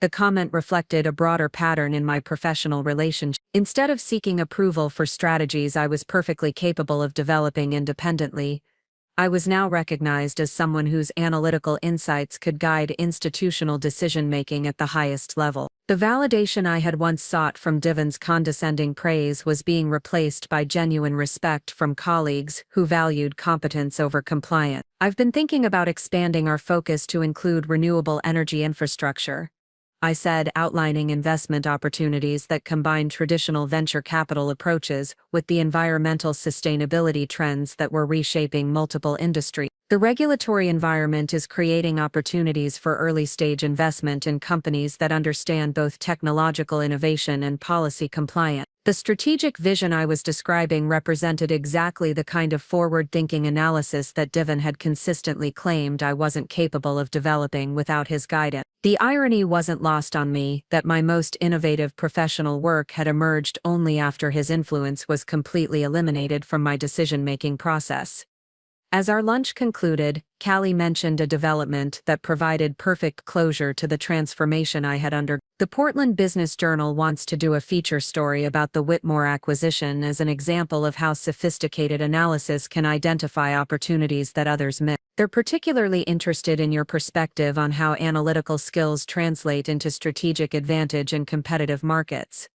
The prospect of industry recognition for the very capabilities that Devon had consistently dismissed as inadequate was deeply satisfying, but more important, it represented validation that my professional reputation now existed entirely independent of any connection to my former marriage or the man who had systematically undermined my confidence for 7 years. That evening, as I reviewed market analysis reports from my penthouse apartment, overlooking the Willamette River, I reflected on the journey from humiliated wife to industry leader that had begun with discovering Devon's affair and financial crime. The woman who had believed she needed his guidance to navigate complex professional challenges had been replaced by someone who was setting industry standards for innovative investment strategy. The man who had told me I'd never survive without him was serving the second year of his prison sentence, while I was building an investment portfolio that would likely exceed his entire career earnings within the next 2 years. His systematic underestimation of my capabilities had provided the perfect cover for acquiring the resources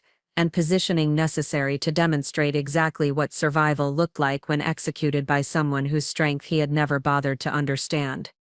The transformation was complete. I hadn't just survived Devon's betrayal, I had used it as the foundation for building something far more valuable than what he had destroyed. A career and life built on my own merits, free from the limitations imposed by someone who had confused his insecurities with my inadequacy. The coffee stain that had marked the beginning of my humiliation all those months ago had been cleaned long ago, but its impact remained, not as a reminder of vulnerability, but as evidence that the moments of greatest challenge often precede the moments of greatest triumph. Some revenge, I had learned, wasn't about destruction, it was about transformation. Up next, you've got 2 more standout stories right on your screen. If this one hit the mark, you won't want to pass these up. Just click and check them out. And don't forget to subscribe and turn on the notification bell so you don't miss any upload from us.